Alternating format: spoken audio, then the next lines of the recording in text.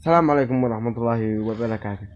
مصطفى المومري قبل فترة، يعني قبل حوالي سنتين، في البث يعني نشر فيديو على أساس إنه بالله أنه يفعلوا البث المباشر وإنهم بيفعلوا الأشياء.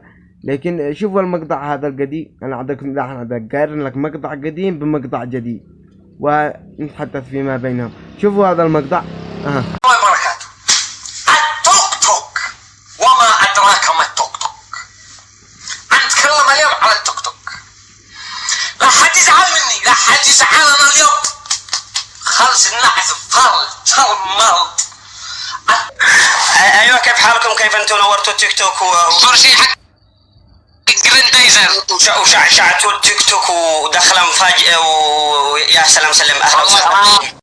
احنا قلنا ان انت اعتزلت اليوتيوب، ان قد انت مؤمن من الايمان اعتزلت اليوتيوب، مش احنا دارين ان قدك بتعين على تيك توك. يا خطير، قسما خطير.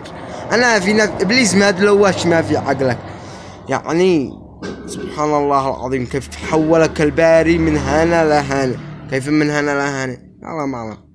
يلا لنا هي البداية جميلة. ذا الحين بدع مع يحيى مجلي على اساس انه عدو مؤمن.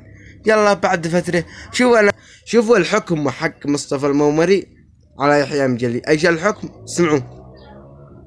ايش يا مجليكم ايش اسوي؟ اخلص النكس هكذا. يعني بعد فترة ما يسوي. لو طلعت معه بنت من هولك السوريات والعراقيات هولك ما يحكم عليها. قومي ما تقوم تفعل. ما هو مشونة. والله أنا بنتي خبر ذا الحين من دون أي شيء، نيتي صافية، لا حد يخلي نيته خاربة. يعني يحكم عليها، يقوم يقول لها مثل ما قال يحيى مجلي. والله ما أنا داري مشونة. أنا بينهم بعد فترة يطلع لك بث مع سارة مهند ولا بيسان إسماعيل ولا الله يعينكم. لكن انتبه، انت شنب. احنا كنا نقول لك انت القدوة يا مصطفى، وانت انا لي منعك لا تبخس وجوهنا. دخل اماتين احنا. لا تصدقش والله العظيم. استمر وشوف الذي خارجك. اهم شي فلوس. اهم شي فلوس. الله يا الله بعدك احنا مسلمين لك يا مصطفى، لكن ما داري ايش الذي قلبك هذا القلب كله 180 درجة. على الأقل كنت عزيز تراجع على الفيديوهات السابقة. أنا أتكتك وأفكفك ما هو إيش هذا الخبر؟ نصه الذي في التيك توك ما خاني.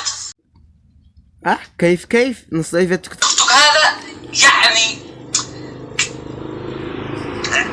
اعكس كلمة تيك توك. كوك بس يعني كوك يعني فاكيو. يعني فاكيو باللغة الهيدروجي الصينية، باللغة الصينية. يعني توك هذا توك حتى شوف حتى مخرج الكلمة حق توك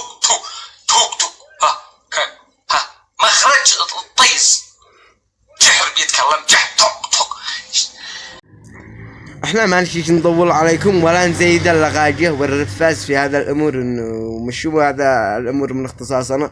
ايش منين جايين هذا؟ لانه هذا الامر مش من اختصاصنا. المعذرة على ما قد اسأنا، وعلى اهم شيء يعني لا يلو حسكم بعيد. والله العظيم انا نيتي كلها سابرة. والسلام عليكم ورحمة الله.